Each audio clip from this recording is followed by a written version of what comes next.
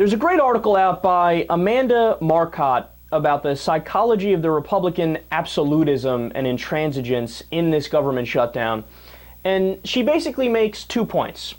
The first one is that the Republicans are acting like gambling addicts, which is an interesting analogy. I never thought of it. It didn't cross my mind at all. And I'll get into why in a second. And her second point is that the massive irrationality of the Republicans can actually end up in some legislative victories, which is why under no circumstances can the president go any further and give them what they want. So she says, quote, "One thing that's certain is that Obama cannot give even a symbolic concession. On its surface, that would seem like the thing to do. The Republicans want a victory so they can save face, give it to them and everyone walks away. However, if you understand the sunk cost fallacy, you'll know that it doesn't work that way.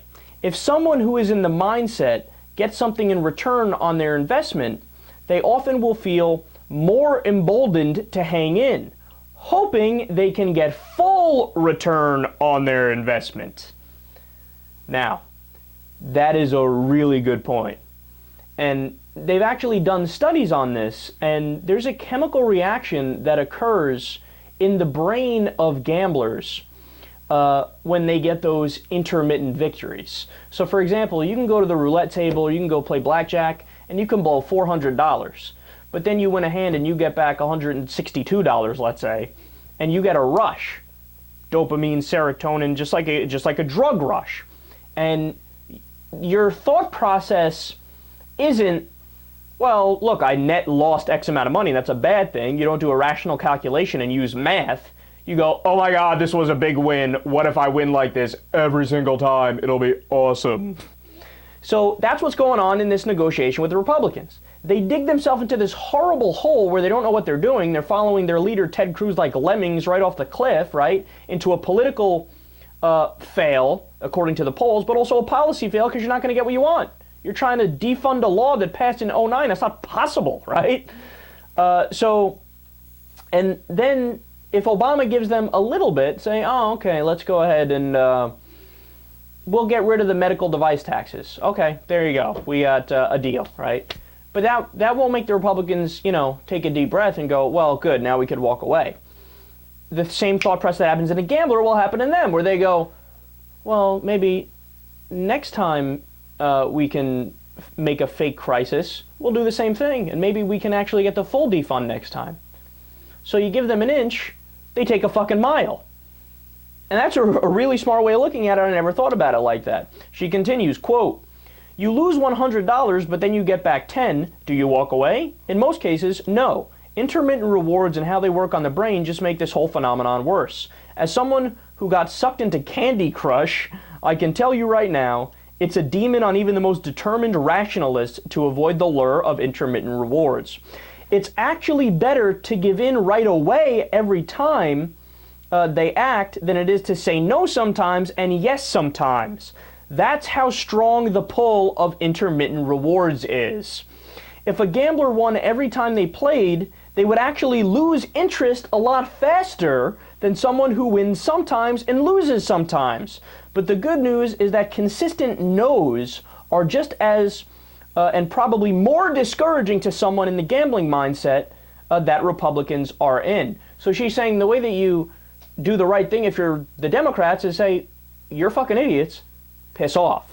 And then eventually it's like, a kid who's really hyper, they burn themselves out. They'll run in circles until they burn themselves out. You just can't feed into it. She continues, so hopefully the Democrats can understand this and hold the line. It's just psychology 101. Again, great points here. I don't know if she's a psychologist or she has training in it. When I first went to school, that was my first interest and was going to be my first major. So I have some training in it, but I abandoned that for political science, as you guys can tell. But there's one major point that I think she's missing. Although, again, her piece is fantastic. The Republicans have already gotten those intermittent victories. So she's talking as if, well, if Obama just holds strong, then he said no every single time and they'll tire themselves out. But the reason why they're not tiring themselves out is because President Obama already gave in multiple times. Now, what's my evidence for that? Again, the Democrats gave the Republicans the exact budget that they wanted. So the original Democratic budget was like $1.3 trillion. And the Ryan budget is $986 billion. And the Democrats lowered it to like, okay, we'll give you $1.1 trillion. Okay, we'll give you $1 trillion. You're still not budging? Okay, here, take a budget the exact size of the Ryan budget. So we have a Democratic Senate, a Democratic president, and we're getting a Republican budget. That's unheard of, right? So they already caved like crazy, not to mention in 2009 in the original healthcare debate, the Democrats caved from single payer to public option all the way to individual mandate, right? And they still didn't get any votes. It was a 60 vote, all Democratic, right? Because they had a supermajority. So they caved all the way in 2009. They repeatedly caved on other issues, and they caved on the budget. And that's why the Republicans are emboldened. They're looking for their next intermittent victory. So the Republicans are already hooked on this. They're already in the gambler mindset.